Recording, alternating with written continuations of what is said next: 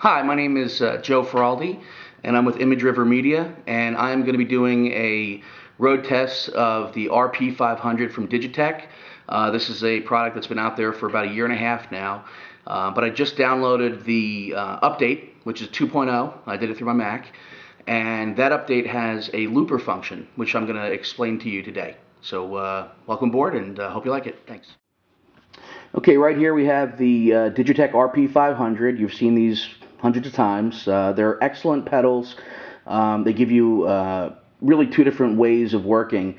You can use them either in a modeling fashion, going into the power amp of your amplifier, or right to a board, which is what a lot of us do in church, worship team functions, or even when we're out gigging and we just either don't want to bring an amp, or the place is too small to really have a half stack on stage, which places we've played, they're all really small. But anyway, this is, like I said, the RP500. I've got it set up a couple of different ways here. Right now it is modeling the Vox, I believe it's the AC30 top boost.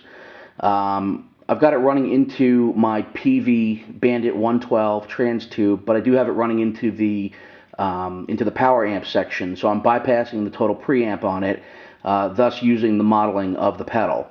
I've also got it, as you can see here, an XLR, right? Can I get my finger in there? Right there. That's the XLR output, which is going into my line 6 tone port, UX1, and that's actually what I'm using to record on my Mac. It just seems to work better that way. I like the cleanliness of the tone that comes through. So like I said, here's the RP500. Now, with the newest update, and I know that on the Digitech forum, which I'm a member of, there's been a lot of different discussions whether or not the 1.2 or 1.4 or 2.0 update are basically the update on this system. I think I got lucky. I just kind of got back to using the RP, and it ended up being that the update I got was the 2.0. So the way that the looper works, and there is an update on the website for like a PDF document, which you can actually download from my site, which I'll post that on the video as well. But the way that you get to the looper, it's pretty simple. As you can see right here, you've got an up and down button, which typically is going to be used for banks. But since I'm in pedal board mode, it actually will just change the presets. If you hold the up button, it just shows you that now we're in looper mode. Okay, looper mode is going to basically let you say, okay, now I want to either start the looping automatically, or I want to start it as I'm playing. There's really two different ways to do that. If I just say, well, great, I want to start the loop during my playing, what I would do is simply start playing the guitar and hit the down button right there, and that would automatically engage the looper. And then through my time signature, I can actually determine, okay, I've got to hit it again to turn off the loop function, and it'll automatically play back, just like a lot of the other loopers that are out there, like the Digitech Jam Man, or the Boss RC2 or RC20 XL. The other way to arm this looper is by pressing that button, the down button, before you start playing, which I'll do now. Now you can see it says it's armed. Now what will happen is, once I start playing the guitar and the system receives a signal, it will automatically start looping, or actually start recording that loop, which is very similar to the auto feature on the Digitech Jam Man. It's probably not as good as the Jam Man, because the Jam Man is a dedicated looper and it's got a lot more gusto to it, but for maybe coming up with some ideas or playing, this is basically going to be what you want to use for just jamming along. So now that it's armed, what I'm going to do is next, I'm going to actually show you how that loop starts. So stay tuned. All right, so what I'll start doing is playing a little bit of a loop, and you'll see how this works. Here we go.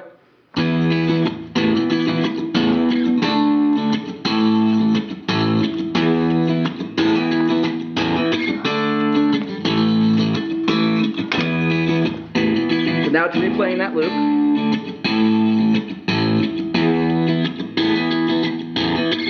Hopefully I hit it in time. Close enough. Okay, so now we got that loop in memory. If I want to stop it, I hit the up button, and now it's stopped. If I want to start playing it again, hit the down button. Very simple. Okay, just like a regular looper that you'd get as off the shelf, you know, looper in a box kind of thing. Now, the overdubbing feature. If I want to overdub on top of this, what I can do is I can start the loop again, and the nice thing about what the RP500 allows you to do, you can actually change the tone and even change the banks or the presets while your loop is playing. Now what I'm going to do is I'm just going to turn on a delay and also the distortion, which is a little bit of a tube screamer sound on this thing, and you'll see the layers being put together. So here we go.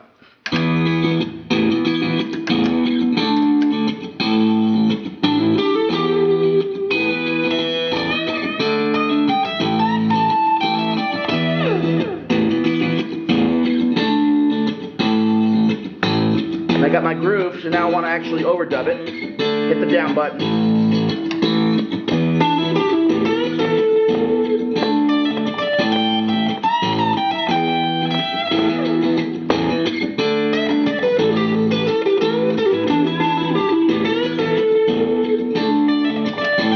Stop the overdub.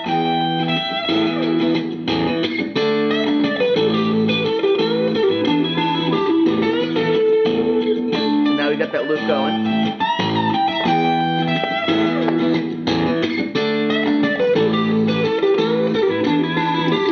And I've stopped it.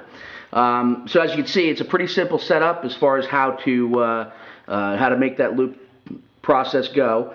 Let's say I wanted to clear this out. The unfortunate thing is the RP500 loop function does not have an undo like a lot of the other loopers do. You know what? It's a free update. I'm okay with that. If I can just click the up button, hold on to it, it says loop cleared. Okay, so now I'm back, and I'm back to the armed mode, like we said before. Okay, clear that out again.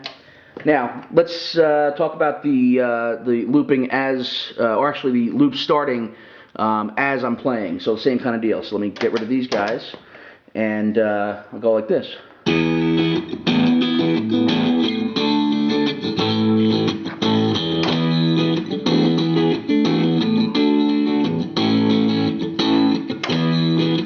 Now it's going to only bring it around once because I hit it while